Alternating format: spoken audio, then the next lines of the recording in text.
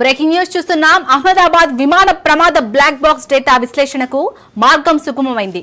Black box డేటాను AIB lab విజయవంతంగా download చేసింది. సివిఆర్, ఎఫ్డిఆర్ డేటాను ల్యాబ్ నిపుణులు విశ్లేషిస్తున్నారు.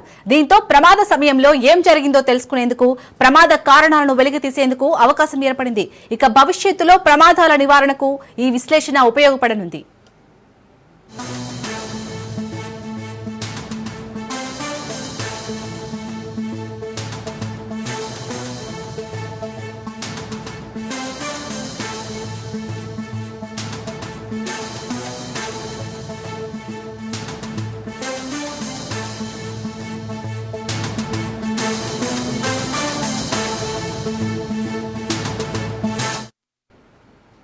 రైట్, అహ్మదాబాద్ విమాన ప్రమాద బ్లాక్ బాక్స్ డేటాకైతే ఇటు అందులో మెయిన్ గా ఏఐపీ ల్యాబ్ అయితే ఆ డేటాలో ఉన్న డేటాను అయితే విజయవంతంగా డౌన్లోడ్ చేసినట్టుగా తెలుస్తుంది. దీనిపై పూర్తి అప్డేట్స్ మా ప్రతినిధి సైదులు అందిస్తారు. సైదులు, మొత్తానికైతే ఒక క్లూ దొరికింది అనుకోవచ్చా మనం? ఎస్, ఖచ్చితంగా శాలిని. అహ్మదాబాద్ విమాన ప్రమాద ఘటనకు సంబంధించి మనకి ఎందుకు జరిగింది ఏంటనేది కూడా స్పష్టంగా ఈ యొక్క బ్లాక్ బాక్స్ ఓపెన్ చేసిన తర్వాత అందులో డేటాని అంతటిని కూడా డౌన్లోడ్ చేశారు కాబట్టి మనకి తెలిసే అవకాశం ఉంది. దానికి గల కారణాలు ఏంటి, విమాన ప్రమాదానికి గల కారణాలు ఏంటి అనేది కూడా తెలిసే అవకాశం అయితే కనిపిస్తుంది. ఎందుకంటే మనకి ఈ నెల 12వ తారీఖు రోజు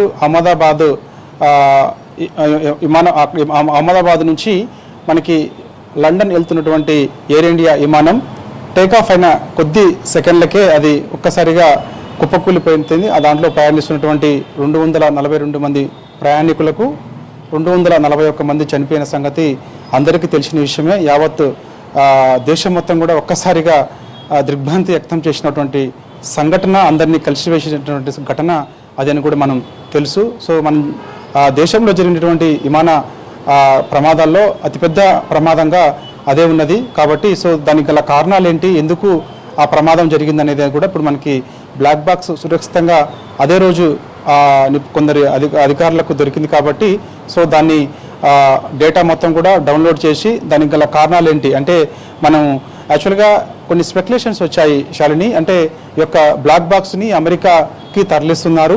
అమెరికాలోనే కొందరు నిపుణుల సహాయంతో ఆ బ్లాక్ బాక్స్ని ఓపెన్ చేసి ప్రమాదానికి సాంకేతిక కారణాలు ఏంటి అనేది తెలుసుకునే ప్రయత్నం చేస్తారు.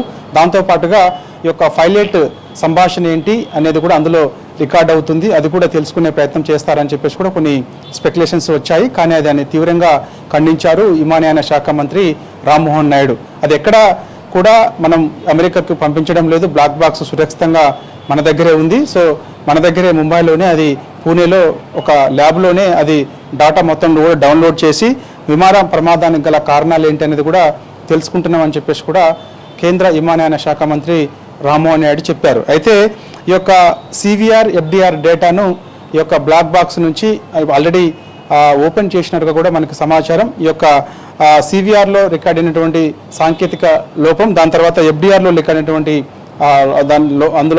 అందులో ఏమైతే రికార్డ్ అయిందో అవన్నీ కూడా తెలుసుకునే అవకాశం ఉన్నట్టు కూడా తెలుస్తుంది.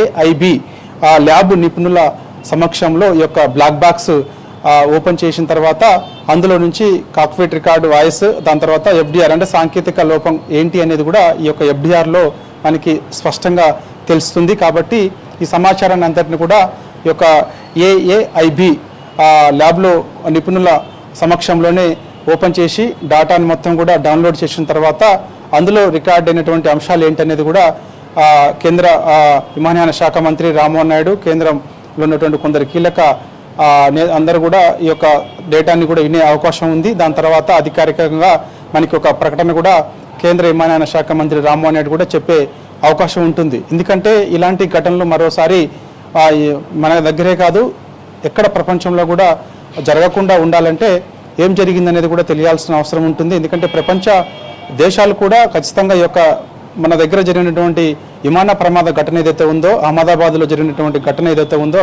ఆ ఘటనకు సంబంధించి బ్లాక్ బాక్స్ ఓపెన్ చేసిన తర్వాత ముఖ్యంగా అందులో సాంకేతిక లోపం ఏంటి, దాని తర్వాత పైలట్ సంభాషణలు ఏంటి అనేది కూడా తెలుసుకునేందుకు ఏం మాట్లాడారు, సాంకేతికంగా జరిగినటువంటి సాంకేతికంగా ఏం జరిగింది, ఈ ప్రమాదానికి గల కారణాలు ఏంటి అనేది కూడా తెలుసుకునేందుకు ప్రపంచం మొత్తం కూడా ఆసక్తిగా చూస్తుంది. ఎందుకంటే ప్రపంచంలో ఇలాంటి ఘటనలు మరోసారి చోటు చేసుకోకుండా ఉండాలంటే ఖచ్చితంగా అందులో ఏం జరిగిందని తెలిస్తే దాని ద్వారా మనం ఇంకోసారి ఇలాంటి ఘటనలు కూడా పునరావృతం కాకుండా ఉండేందుకు తగు చర్యలు కూడా తీసుకోవచ్చు. లేకపోతే సాంకేతికంగా ఏమైనా సమస్యలు ఉంటే వాటిని గుర్తించి అవి రాకుండా మరోసారి ఆ సమస్యలు రాకుండా ఉండేందుకు కూడా మనం దాన్ని ఏమంటే రెక్టిఫై చేసుకోవచ్చు అనే విషయాన్ని కూడా ప్రపంచవ్యాప్తంగా కొంత ఆసక్తిగా ఎదురు చూస్తున్నారు. కాబట్టి ఖచ్చితంగా మన దేశంలోనే ఈ యొక్క బ్లాక్ బాక్స్ని అంటే ముంబైలో పూణేలో యొక్క బ్లాక్ బాక్స్ని ఓపెన్ చేసిన తర్వాత అందులో రికార్డ్ అయినటువంటి అన్ని కూడా డౌన్లోడ్ చేసిన తర్వాత అవి ఇన్న తర్వాత గల విమాన ప్రమాదానికి గల కారణాలు ఏంటనేది కూడా కేంద్ర విమానయాన శాఖ మంత్రి రామ్మోహన్ నాయుడు మీడియా సమావేశంలో కూడా వెల్లడించే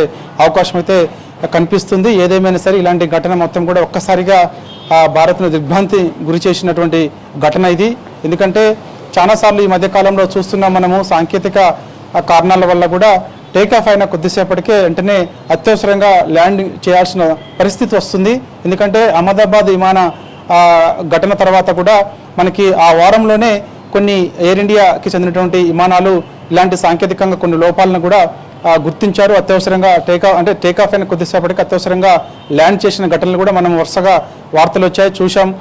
సో అందరికీ తెలిసిన విషయమే కాబట్టి సో ఖచ్చితంగా ఈ యొక్క అహ్మదాబాద్ విమాన ప్రమాదానికి గల కారణాలు ఏంటనేది కూడా మనకి 2-3 రోజుల్లో కూడా చాలా క్లారిటీ కూడా వచ్చే అవకాశం ఉంది. సో మరోసారి ఇలాంటి ఘటనలు చోటు చేసుకోకుండా ఉండాలంటే మాత్రం ఖచ్చితంగా సాంకేతిక లోపమే ప్రధాన కారణం. ఎందుకంటే పైలట్ ఆ సమయంలో ఏం చెప్పారు ఏంటనేది అందులో కూడా రికార్డ్ అవుతుంది కాబట్టి సో ఆ పైలట్ సంభాషణలు దాంతోపాటుగా సాంకేతిక లోపం గుర్తించిన తర్వాత అధికారికంగా ఒక ప్రకటన కూడా కేంద్ర విమానయాన శాఖ మంత్రి రామ్మోహన్ నాయుడు చెప్పే అవకాశం ఉంటుంది. దాని తర్వాత మరోసారి ఇలాంటి ఘటనలు కూడా పునరావృతం కాకుండా రెక్టిఫై చేసుకునే అవకాశం కూడా ఉంటుంది. కాబట్టి సో ఈ యొక్క బ్లాక్ బాక్స్ మాత్రం మనం ఏఐబి ల్యాబ్లో నిపుణుల సమక్షంలోనే బ్లాక్ బాక్స్ ఓపెన్ చేసినట్టుగా కూడా మనకైతే సమాచారం. శాలిని.